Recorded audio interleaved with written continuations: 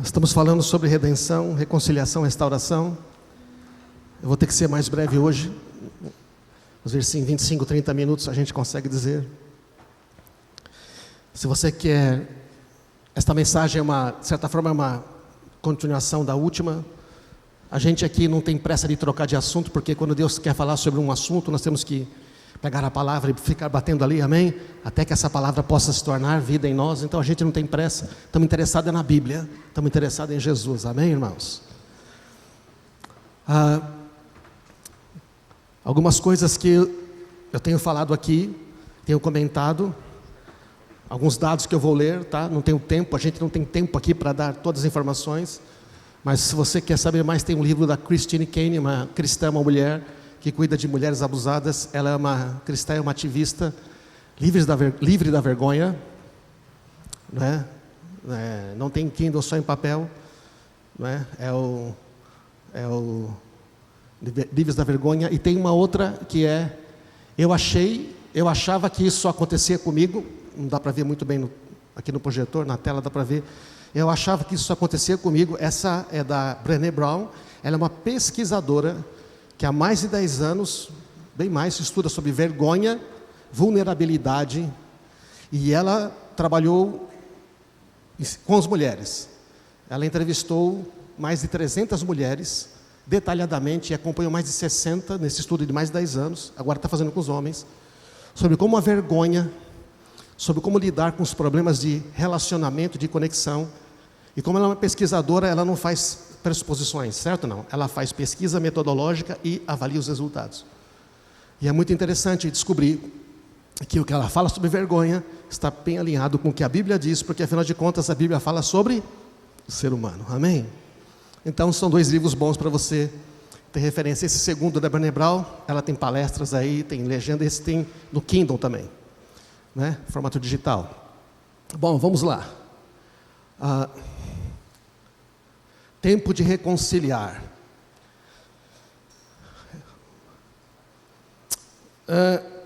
Você sabe o que é coragem? Você diria que você é uma pessoa corajosa, não? A gente pensa que o oposto de coragem é covarde. Bom, já está orado pela mensagem, amém, irmãos? Está certo? O pastor não orando antes de começar, oh Deus.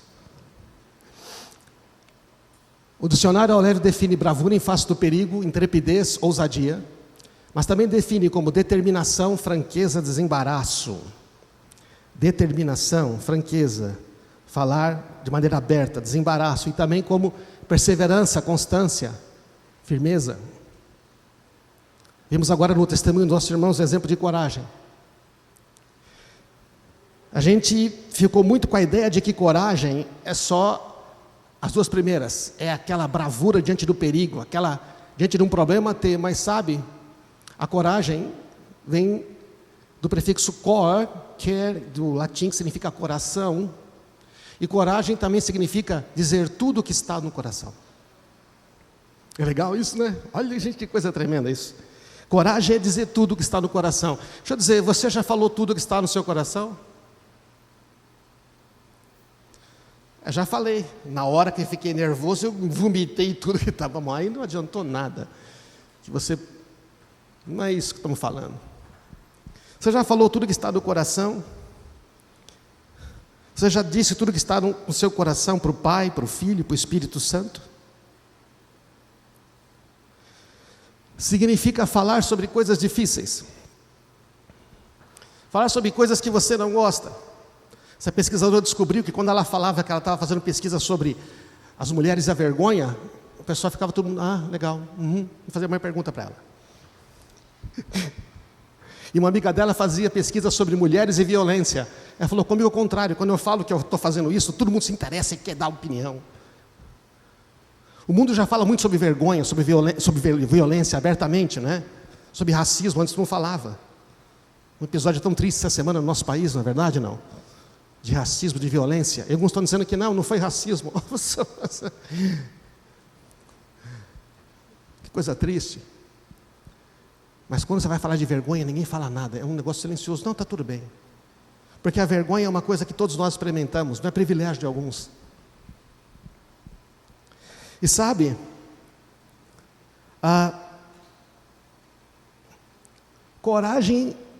se coragem é falar o que está no coração, você já falou o que está no coração para o Pai?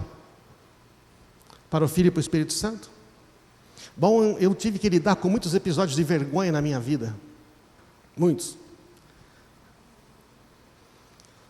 E alguns afetaram muito meus relacionamentos, a ponto que eu não sabia. Um episódio de vergonha na minha infância me fez ter uma reação extremada com meu filho. Eu sempre explodia com meu filho, mas com as duas meninas sempre era um pai legal.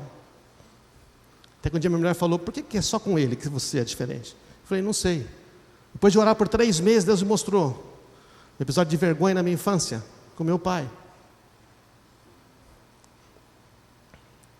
Onde eu queria tanto consertar a bicicletinha nossa que eu tinha ganhado, que o meu irmão pedalávamos. Era só eu e ele. Meu pai não queria consertar, ela foi quebrando. Então um dia eu abri o porta-mala do meu pai, eu sabia onde ele guardava, porque filho fica de olho no pai, certo? Não, sabe tudo que ele faz, tudo. Peguei as ferramentas do carro dele para tentar consertar, não sabia, minha mãe falou com ele, ele veio a maior bronca do mundo. As ferramentas eram mais importantes do que eu. Não consertou a minha bicicleta, era tão simples. E nós começamos a brincar com ela quebrada, um empurrando o outro. Meu pai é um ótimo homem, meus pais são maravilhosos, entendem? Não estou criticando meu pai, ele já faleceu. Meu pai estava muito, naquela época, estava passando por um período, depois, você entende. Meu pai estava trabalhando de uma maneira absurda para manter a nossa família. Ele cuidava do irmão em São Paulo, cuidava da mãe que estava em São Paulo. Ele era responsável por toda uma empresa que estava falindo, que estava em situação difícil, e minha mãe era muito doente. Meu pai não conseguiu lidar. Meu avô morreu de cirrose, meu pai é o mais novo da família.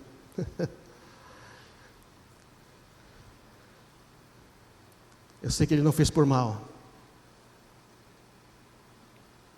Só que aquilo estava lá. Aquilo estava lá, daquele dia em diante eu falei: quer saber de uma coisa? Nunca mais vou pedir ajuda para ninguém, eu vou resolver tudo sozinho. Sabe o que aconteceu?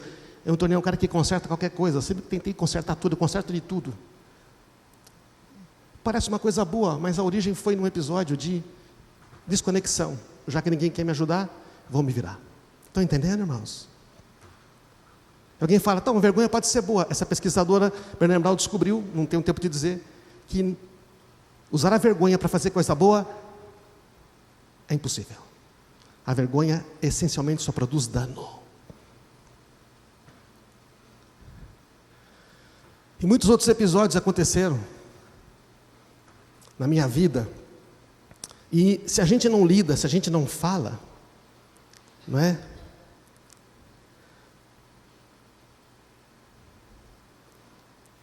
Você já falou para Deus Pai, pelo menos? Eu percebi que enquanto eu não consegui falar para Deus, não consegui falar para as pessoas. Enquanto a gente não consegue falar para o Senhor aquilo que está no nosso coração, como é que a gente vai falar para alguém? E hoje nós temos as famílias, presta atenção que eu vou dizer, famílias, marido e mulher, com relacionamentos difíceis, porque não conseguem lidar com questões de vergonha, não conseguem realmente abrir o coração para o outro. Pais e filhos, amigos, igreja então.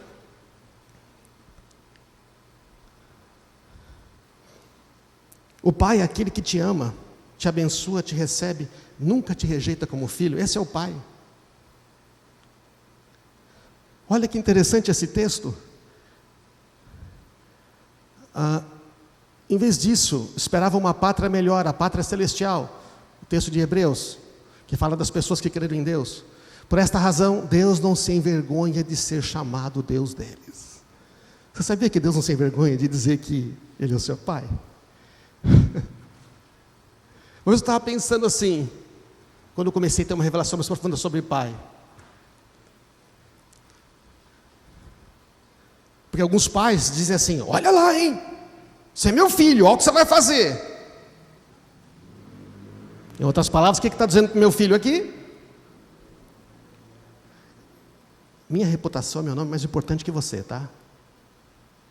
É lógico que o filho representa o pai, Mas Deus, o Pai, não se importa que a gente o represente com todas as nossas falhas. Já pensou nisso? Não. Ele não se envergonha de nos chamar de filhos. E dizer, não, eu sou o Deus dele sim. Desse cara! Desse aí mesmo. Porque ele sempre está de braços abertos. O pai de Lucas 15 não teve vergonha de sair correndo atrás do filho, receber ele, abraçar ele sujo, fedido de porco, e dar uma festa para ele no mesmo dia, trocar a roupa dele. Amém? O modelo de pai é dado por Deus na Bíblia. Não foi dado por nenhum homem. Você entendeu? Não foi. El Shaddai, o Senhor. Deus deixou para ele o modelo de pai, porque é fera. E Jesus é o Filho. Jesus é aquele que foi rejeitado pela sua família. Jesus é aquele que foi incompreendido, foi hostilizado pelos seus irmãos, lembra? Jesus é aquele que foi rejeitado pelo seu próprio povo, foi rejeitado na sua cidade. Jesus foi rejeitado pelos líderes. Jesus foi abandonado pelos discípulos. Jesus foi traído por amigo que comia com ele, que cuidava do dinheiro. O Judas cuidava do dinheiro. Jesus foi roubado por Judas, você sabe, e ele trai. Esse é Jesus, que recebeu tapa no lugar de gratidão. E sabe que Jesus fala de nós? Que ele é nosso irmão. Olha que texto tremendo de Hebreus 2. Por isso Jesus não se envergonha de chamá-los irmãos. Jesus não tem problema da gente ser irmão dele. Embora ele é o Senhor, diz, proclamarei o teu nome aos meus irmãos no meio do teu povo. Visto, portanto, que os filhos, nós somos seres humanos, feitos de carne e sangue, o Filho, Jesus, o Filho de Deus, também se tornou carne e sangue. Pois somente assim ele poderia morrer, lógico. Celebramos a ceia agora. Só assim ele poderia morrer, e somente ao morrer destruiria o diabo que tinha o poder da morte. Jesus aniquilou o poder do diabo. Tem tanto cristão que dá tanto crédito ao capeta, fica abrindo porta para ele, quando ele já foi derrotado. O poder dele é a mentira. A gente abriu a porta para a mentira, abriu a porta para ele. Já falamos sobre mentira em outras mensagens. Só dessa maneira ele libertaria aqueles que durante toda a vida estiveram escravizados pelo medo da morte. E então nós temos aí Jesus, o Pai, e nós temos o Espírito Santo. Diz aqui que o Filho não veio ajudar os anjos, mas descendentes de Abraão.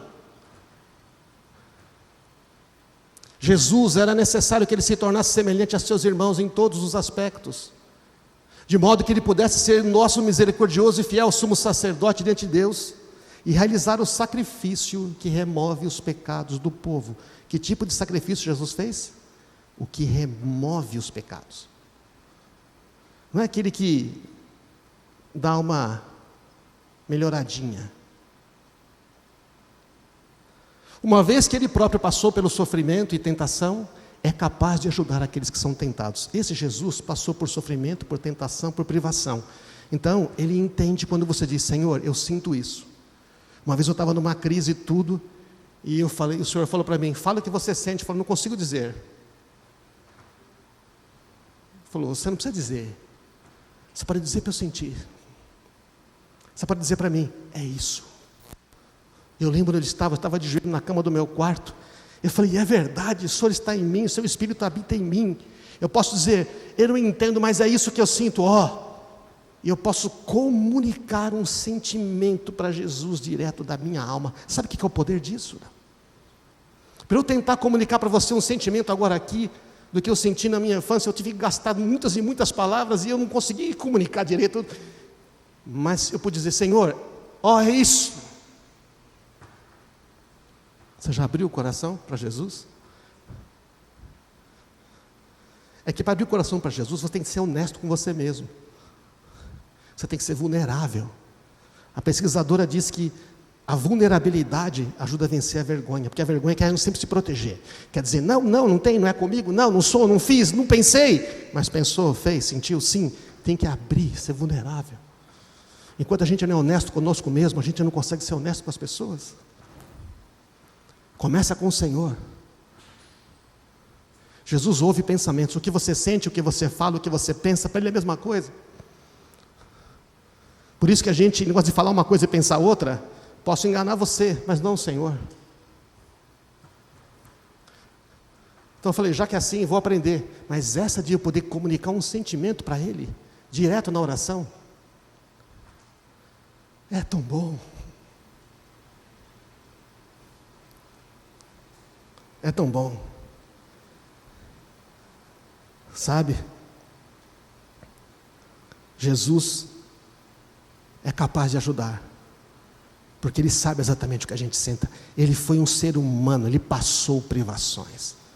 É o Filho, por isso que Ele é nosso irmão. Ele é o Senhor, mas Ele é nosso irmão também. E nós temos o Espírito Santo. Você já falou tudo que você sente para o Espírito Santo? O Espírito Santo é um consolador, aquele que está em nós. Jesus falou, vou enviar o Consolador, Ele vai estar para sempre com vocês, Ele vai ensinar tudo para vocês, vai lembrar de tudo que eu falei. João capítulo 16, olha esse texto de 1 João 2,20. Mas vocês têm uma unção que procede do Santo, e todos vocês têm conhecimento. Está falando para os filhos de Deus. O João estava preocupado aqui, que as pessoas estavam se deixando enganar. Ouvi uma coisa aqui, ouvi uma coisa ali, ouvi uma coisa aqui. Muitos falsos mestres, é a mesma coisa hoje. Está cheio de falsos mestres, está cheio de asneira, que Jesus vai voltar não sei o quê. Ano passado teve gente, ou outro ano, que marcou data para a volta de Jesus, que olhou no céu, que uma estrela, ia encontrar com uma estrela que ia voltar. Gente, que coisa de doido. Ninguém sabe a hora. Significa que se alguém diz que sabe ou deduziu, não sabe. Quando surgiu isso, falei, bom amor, não vai ser esse ano. Eu queria tanto que fosse, mas tem que esperar mais um pouco. Minha filha, não pai, não casei ainda, deixa vir depois Jesus. Tá rindo do que, Flávio? E se ele voltar antes de abril? É abril? Julho? Ih, rapaz, sei não, hein? Não lhes escrevo porque vocês não conhecem a verdade, mas porque vocês conhecem e porque nenhuma mentira procede da verdade. Ninguém pode ensinar mentira com a palavra de Deus, irmãos. Escrevo-lhes estas coisas a respeito daqueles que querem vos enganar, disse João. Quanto a vocês, ele está falando de você, tá bom? Diga, quanto a mim. Ah lá, a unção que receberam dele permanece em mim. Quando você recebeu o Espírito Santo, quando creu, ele está aí com você. Mas eu nunca falei com ele. Pois é, você nunca falou com ele. Eu passei muito tempo sem falar com ele. Depois eu falei bastante. Depois eu pisei na bola, fiquei com vergonha, deixei de falar com ele um tempo. Achei que tinha entristecido o Espírito Santo, que não ia mais falar comigo. Bobo, tosco. Como é que eu posso falar com Jesus e não falar com o Espírito Santo? Já está perdoado, amém? O problema que eu estava enfrentando é que eu não queria obedecer o Espírito Santo. Eu queria fazer o que eu queria. O Arnaldo orou agora, né, Arnaldo? Perfeito, você que está cansado, sobrecarregado, vem. Está perfeito, está correto, tá? Quero só lembrar uma coisa. Não pega fardo de novo, tá? Porque só vem, né, Valdez? Fica, descarrega tudo, Jesus diz. Aí o cara vai e cata um monte de outra coisa e faz um monte de coisa, desobedece a Deus tudo de novo. Não se importa em ouvir o Espírito Santo, aí volta com o fardo tudo de novo. Por quê? Porque a gente não conversa com o Espírito Santo. Eu vi tantos jovens fazer, tantas pessoas fazer isto. Eu fiz isto muitas vezes. Aí quando eu vou lá pesado, Deus fala, por que demorou tanto, filho? Por que demorou tanto? Eu tiro os fardos. Qual é a resposta de Jesus para quem lhe tirava os fardos? Vai, não? Mas, cara, se você sabe que esse caminho não vai, posso dar uma sugestão para você? Que tal se você não for para esse caminho? Mas como você tem o Espírito Santo, você é livre para escolher, tá? Não escolha esse caminho.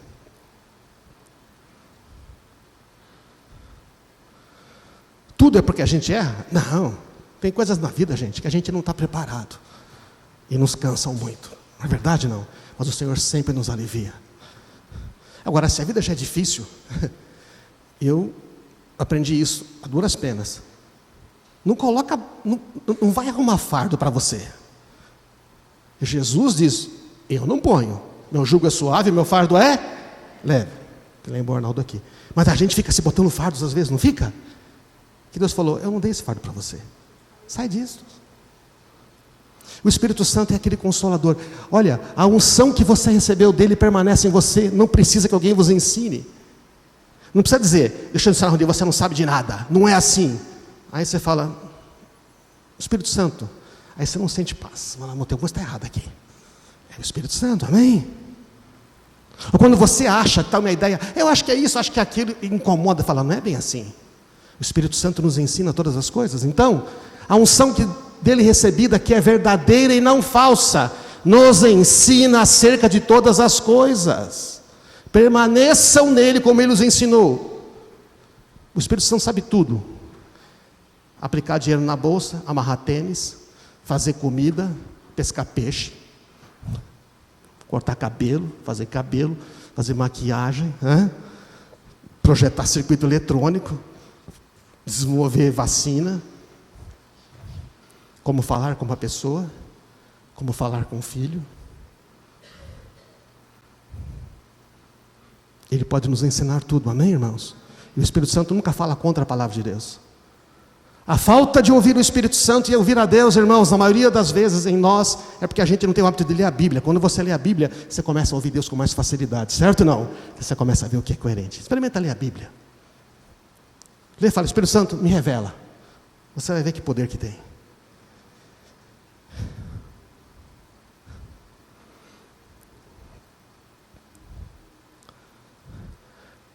A gente fala, só que a vergonha bloqueia a voz do coração. Quando você não trata com situações que marcaram você. Quantas vezes você deixou de falar com Deus por causa de vergonha? Deixa eu ver se fui só eu. Ah, tá, tem mais uns 5 ou 6 aqui. Todos. O diabo diz, não pode. Com isso que você fez, não dá para falar com ele não. Mentira. Mentira. Você pode falar com ele sempre. A vergonha tenta calar o coração. A cultura da vergonha é impulsionada pelo medo, pela recriminação, pela desconexão, diz a pesquisadora. Ela fala, nós vemos uma cultura de vergonha. É mais do que é uma cultura baseada na vergonha. As pessoas querem ter poder sobre você e te envergonham. Os pais querem controlar os filhos, repreendem, submetem eles à vergonha. Aí os filhos se encolhem. Igreja, líderes querem envergonhar outros. Pastores querem envergonhar, porque aí o outro fica. Líderes querem envergonhar outros. Você percebe? Uma cultura de vergonha.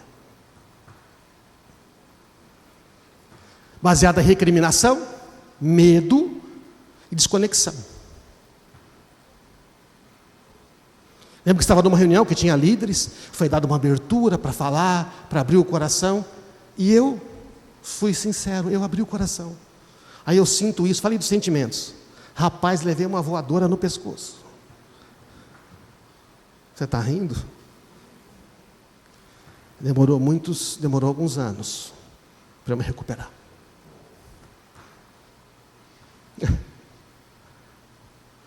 Quer saber? Vou falar de novo no meio desse grupo? Não. Mas um dia eu tenho que enfrentar a verdade e falar, bom, eu tenho que falar de novo. Eu tenho que me expor. Eu tenho que ser vulnerável. Quando você fala do coração, você fica livre. Os outros aqui ficam presos. A vergonha desenvolve problemas como o perfeccionismo. Estereótipo. O que é estereótipo? É querer ser de um jeito, querer ser igual aos outros. Faz uns dias eu li aí numa reportagem, essa que aparece no site de notícia, que uma modelo, não sei onde, nos Estados Unidos, gastou $100 e poucos mil, não sei, para ficar parecida com a Kim Kardashian, que é uma socialite lá que faz programa de televisão, né? Uma mulher com um bumbuzão enorme, né? Aquela coisa toda, né? E a autora fala, as mulheres querem ser todas magras, não é? Com seios enormes, bumbum enorme. Isso não existe na natureza, isso não é natural, mas é o padrão. O homem, o que ele tem que ser? Pô, aquele cara, cabeludão, certo ou não? Nunca fica branco, barriga tanquinho, não é isso não? bem-sucedido, ainda tem tempo de cozinhar, de cuidar dos filhos, de viajar, de postar no blog, certo? Sucesso. E nós de barriga bolinha ficamos tudo...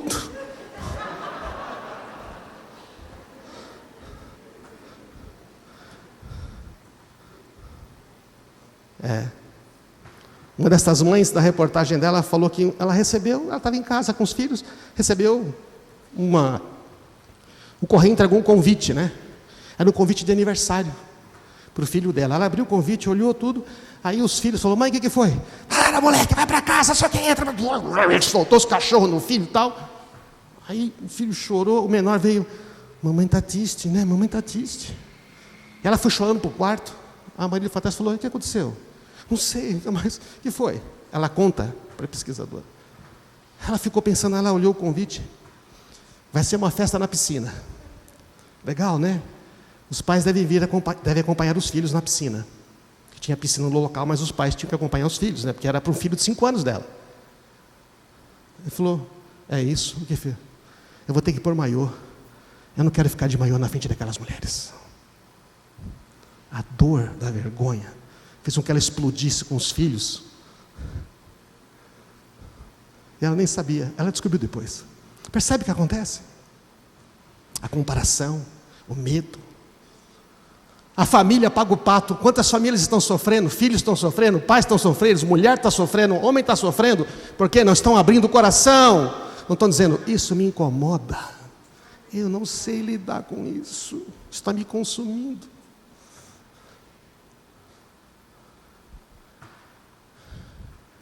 Aprendemos a modificar nosso comportamento, pensamento e sentimento para evitar a vergonha. A gente se torna outra pessoa, não é verdade? Não. Para agradar os outros, gente. No processo mudamos a pessoa que éramos e, em muitos casos, a pessoa que somos agora. Mulheres que mudam para agradar o marido que muda para agradar a mulher. Mãe que muda para agradar filho. A falta de identidade, já falamos isso, mas olha, tem mais informação. A vergonha é um sentimento, é uma experiência muito dolorosa. De acreditar que somos inadequados e, portanto, indignos de aceitação e de acolhimento. Eu não mereço, sou indigno. Eu tinha esse sentimento. No encontro de vida vitoriosa, Deus me libertou disto. Não tenho tempo para contar. Porque falar de vergonha, temos que falar das coisas que acontecem com a gente, sabe? A vergonha cria sentimentos de medo, de recriminação e desconexão. O que é desconexão? Desconexão, gente, é assim: eu não quero mais. Tá bom, somos amigos, mas sabe? Você aí, eu aqui. Pesquisa com 400 crianças, feitas para essas doutoras Tangney e Deering, durante 8 anos. Pesquisaram durante 8 anos. Olha o que eles acharam. A suscetibilidade, quer dizer, a facilidade com que uma criança se envergonha, nas crianças do 5º ano, indicavam o quê? Que eles fizeram no 5º ano e depois pesquisaram com essa criança adolescente, certo ou não? Descobriram que as crianças que estavam no 5º ano eram mais suscetíveis à vergonha.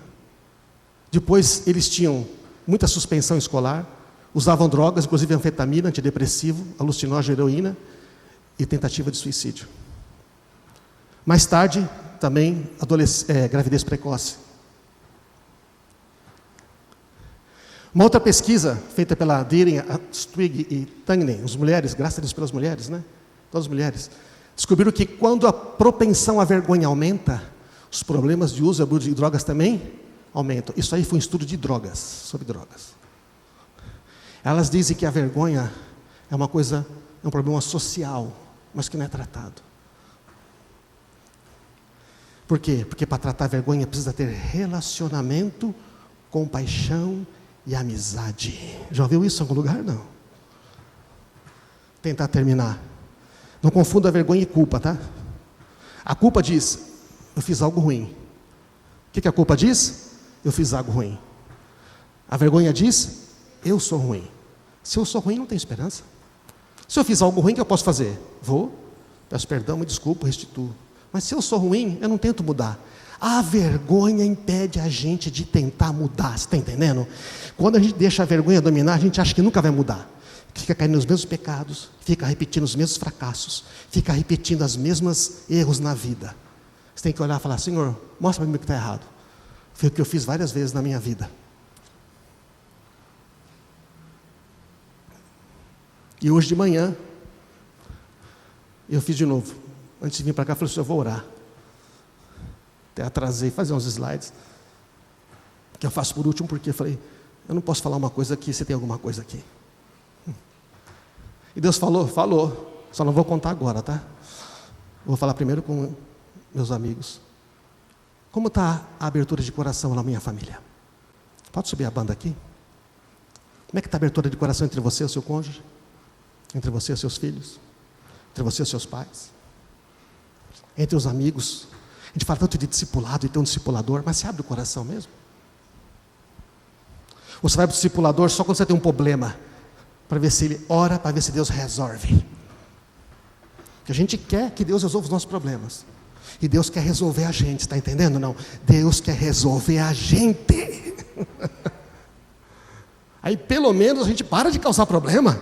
Já basta o que esse mundo tem. Como é que está isto? São perguntas difíceis, né?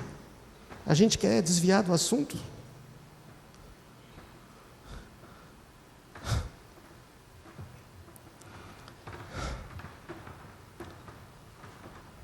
Às vezes a gente usa a vergonha para punir o cônjuge, sabe? Não?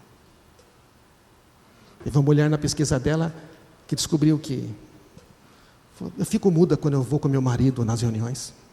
Mas por quê? Porque eu sempre costumava discutir com meu cunhado política e os negócios e tudo. E um dia, voltando para casa, o meu marido falou, você devia parar de discutir com o meu irmão. Você entendeu? Ele é um cara formado, ele tem mestrado. Você não devia ficar discutindo com ele, falando essas coisas. Em outras palavras, o que ele falou para ela? Você é burra, você não sabe o que você está falando. Mas eu gosto tanto, ele me ouve, a gente discute, eu aprendo. Não, você me embaraça, não me fala mais isto. Ficou tão envergonhada. Nunca mais achei legal reunião em família, com a família do meu marido. E me fechei para o meu marido. Começamos a ter crises conjugais. Estão entendendo? Porque ele usou a vergonha para tentar controlar ela. Quantas mulheres se sentem burras, homens se sentem burros. Talvez ele não tenha tido intenção, mas enquanto ela não acertou isso com ele, não ficou livre. Entende, irmãos? Às vezes a gente fala besteira, a gente não queria falar.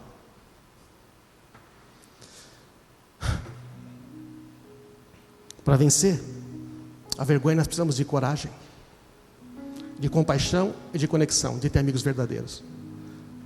Quem diz isso? A Bíblia. E quem diz também? A Brené Brown descobriu isso na pesquisa dela, sabia? Descobriu na pesquisa dela. Que sem coragem, falar do coração, ter a coragem de falar coisas difíceis. Não acusando. Porque se eu vou falar para minha esposa que ela me ofendeu, eu tenho que ter compaixão dela também, afinal também ela tem limitações, certo? No caso dessa mulher, não adianta ela chegar, você, naquele dia, me humilhou no carro. Fiquei com vergonha, ela tem que dizer, sabe, querido, eu sei que você me ama tanto. Talvez você pensou que eu estivesse passando vergonha, eu ou você, porque ele é tão inteligente e a gente não sabe. Deixa eu dizer, aquilo me deixou tão triste. É assim que a gente fala, entende? Também com compaixão, com empatia. Se colocando no lugar do outro. Eu errei tanto nisso, magoei tantas pessoas. Como eu fui muito pressionado por vergonha, eu sem querer comecei a envergonhar os outros. Não tinha paciência quando as pessoas falavam, se eu sabia, eu atropelava a pessoa. Ela sentiu o que eu estava dizendo, você é burra, sabe mais que eu. Eu queria resolver logo o problema. Porque na minha ânsia, eu tenho que produzir, eu tenho que ser perfeito, eu tenho que fazer mais. Eu esqueci dos relacionamentos. Eu não queria ser ruim com a pessoa, só que eu não tinha a mínima noção de como ser. Nunca fui ensinado. Eu estou aprendendo. Depois a gente vai pensando, puxa, como magoei as pessoas. Temos coragem, compaixão e conexão na nossa família? Temos isso na igreja, na família de Deus? Essa é a grande pergunta para a gente hoje.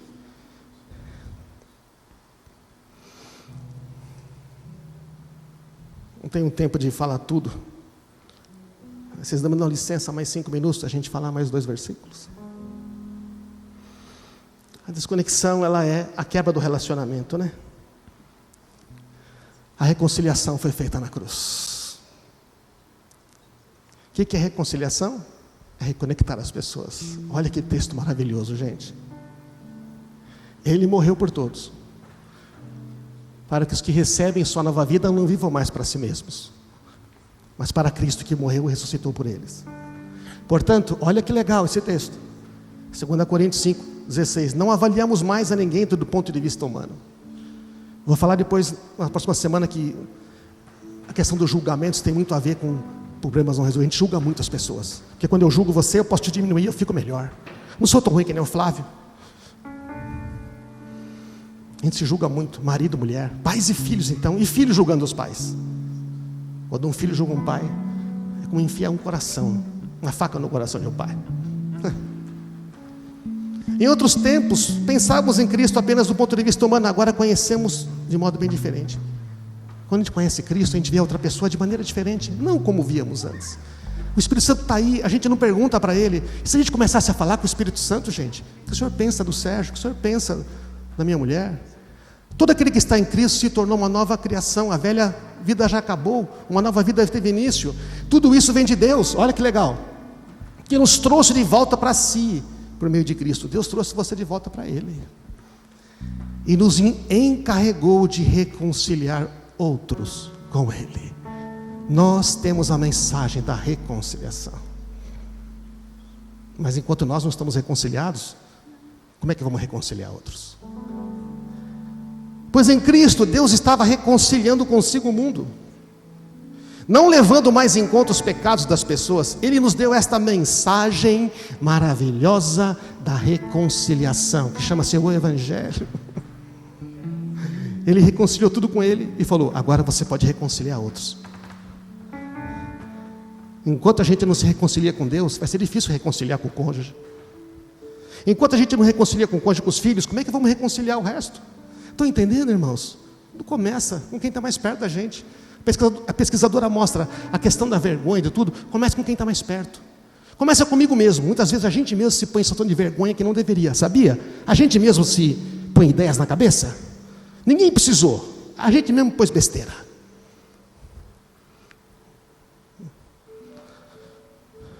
Agora somos embaixadores de Cristo. Deus faz um apelo por nosso intermédio.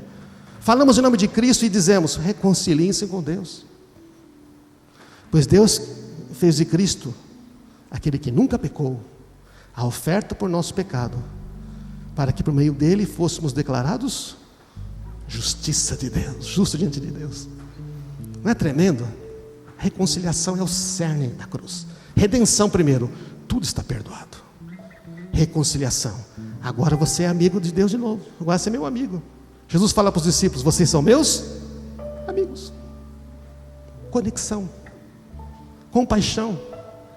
A compaixão verdadeira não é sentir pena, é sentir-se no lugar do outro. Mas e Jesus quando falou: vinde a mim, olha, Jesus quando falou, vendo as multidões, compadeceu-se delas, porque estavam aflitas e exaustas, com ovelhas que não têm pastor. Alguns dizem, é que Jesus era aquele que tinha o poder para curar, então ele estava com pena delas. Vai na Bíblia, lê o termo original, no grego, nem botei a palavra aí que não dá nem para pronunciar. No original significa movido pelas entranhas. Os hebreus acreditavam que a sede dos sentimentos estava nessa região aqui, nos rins das entranhas. Sabe o que significa isso? Se eu tenho compaixão do Renan, eu sinto aqui dentro algo no íntimo, eu sinto como se fosse ele. O texto diz que Jesus olhou para aquelas multidões e sentiu profundamente a dor delas. Dá para entender? Você não precisa ter passado pelo mesmo, mas você pode sentir a dor. Isso é compaixão, que a pesquisadora falou: sem isso não vencemos a vergonha. Pesquisadora, tá? Alinhado com a palavra de Deus. Sentir as dores, sentir profundamente o que o outro está sentindo, não é ter pena, é ter dó. Quer dizer, e nós vemos agora, Jesus, o que ele fez? Em tudo foi tentado, ele sabe interceder. Jesus sabe, eu sei o que você passou. Já imaginou isso? Foi quando eu parei de orar ajoelhado, ou deitado, porque aí vira oraçono, né? Não vira oração. Eu comecei a orar sentado. E comecei a pensar, Jesus está aqui, Ele está me ouvindo. Eu vou falar.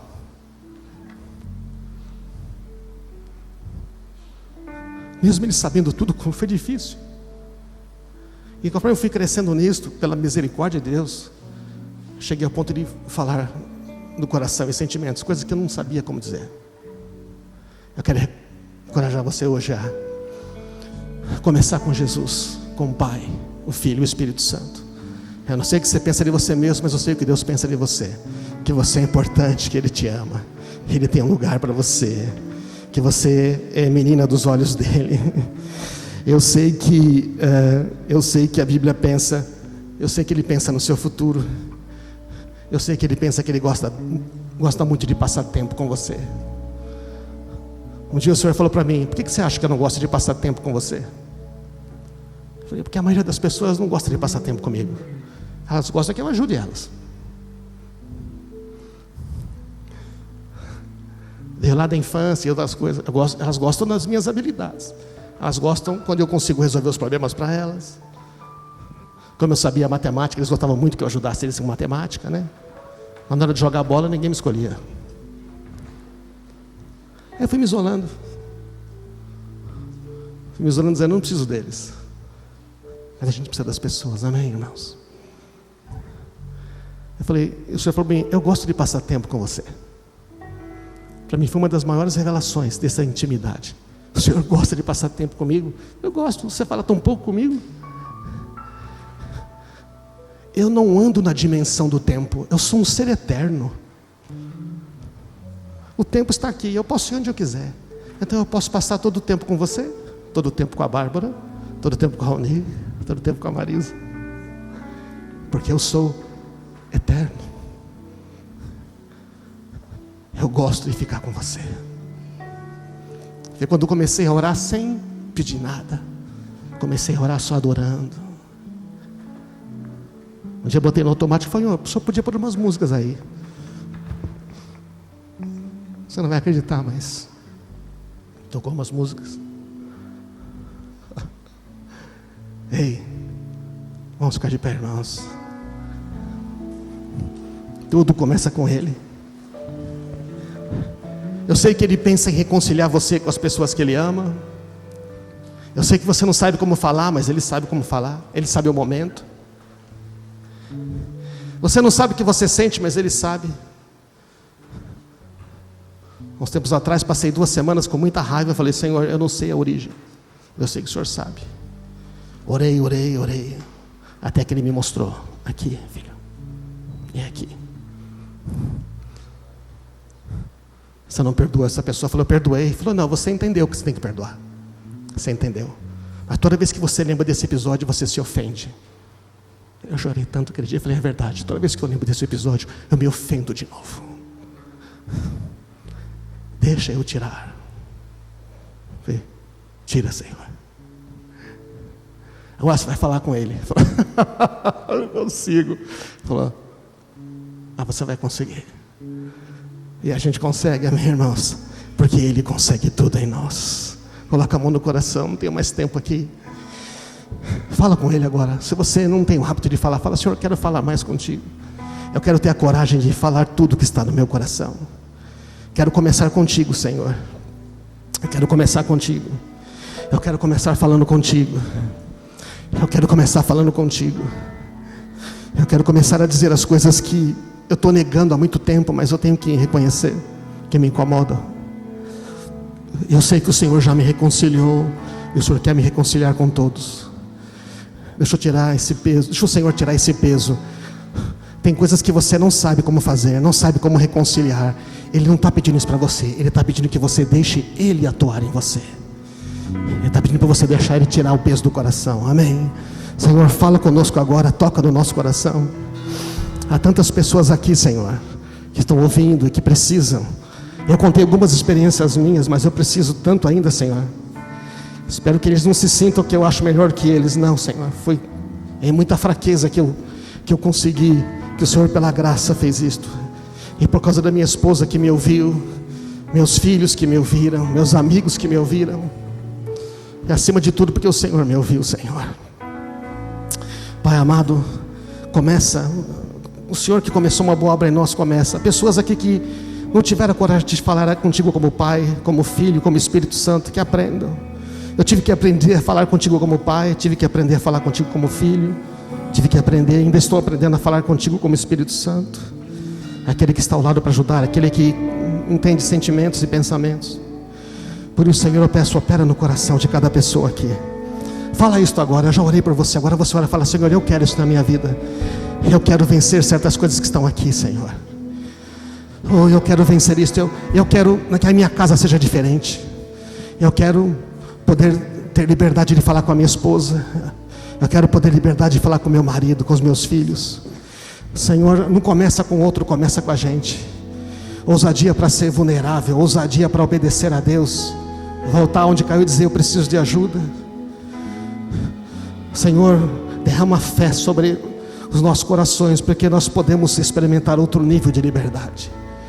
O Senhor falou para vir até a Ti. O Senhor tira os fardos, tira aquilo que está sobrecarregando. Tem muitas pessoas realmente sobrecarregadas aqui hoje, como o Senhor já disse, por situações difíceis, mas também está sobrecarregado com situações da própria vida, coisas lá de dentro que a gente não sabe. E o Senhor quer tirar o peso, quer dar o alívio, quer dar liberdade. Abençoa cada um, Pai, abençoa. Começa a orar, você estenda as suas mãos assim na frente, vai: Pai, eu entrego meu coração totalmente a Ti, eu quero falar para Ti, Senhor. Peça a Deus, eu quero amigos de verdade também. Amigos, pessoas humanas são falhas, são limitados, sempre vão ser. Mas a gente precisa ter alguns deles na nossa vida. Precisamos ter a coragem de falar para alguns deles. Pai, prepara amigos certos para nós, Senhor. E aqueles que se decepcionaram com amigos, Senhor, e que foram envergonhados por amigos, que eles perdoem esses amigos, que tenham compaixão deles também, porque todos nós temos limitações. No nome de Jesus, amém.